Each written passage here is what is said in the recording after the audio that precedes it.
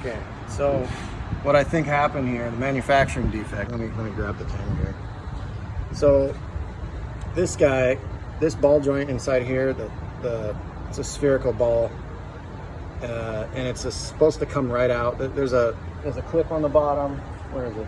This guy, I took it out and I tapped it a few times. It's not coming out. I also noticed that it's not, when you rotate this thing, the inner race and all these components, no matter how tight this thing is, no matter how tight the nut is up here, the inner race spins like this and not the outer race, not that part. Okay, so it's binding. I can't even, like, I put something on here and I push on it, it doesn't, I can't get it to pivot. It's stuck. I think what happened during manufacturing, they put the ball joint, the spherical ball inside here, the Heim joint, and they welded it with it in there because it seems to be acting that way. Because when you weld, it causes this whole case, the outer shell, to warp, and it even causes the ball joint to bind, and I think that's what's going on in this case. On Mike's car, this was screwed on here. About this much was left, okay? Like just a few threads, and this thing was moving up and down like this. And it loosened up because this was happening.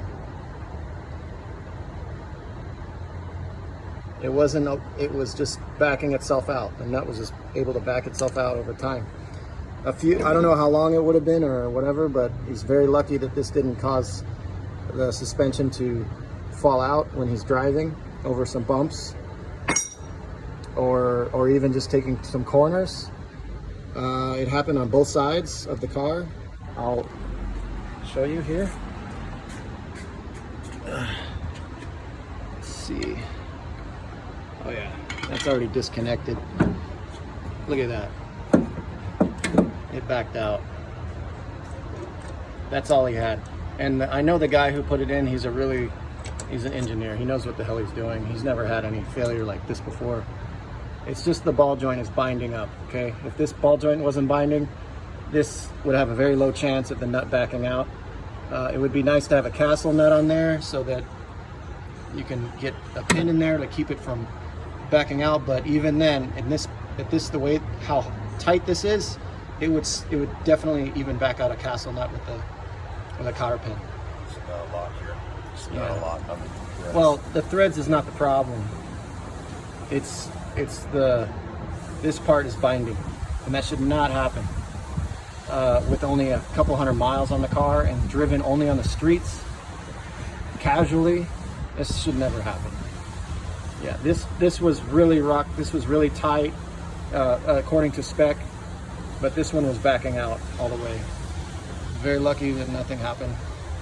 We're gonna go back to the OEM style ball joint because it's just, we don't trust the manufacturing process. This is definitely a manufacturer defect. So yeah, we're just gonna switch it up. We want Mike to be safe. Thanks, buddy. There you go.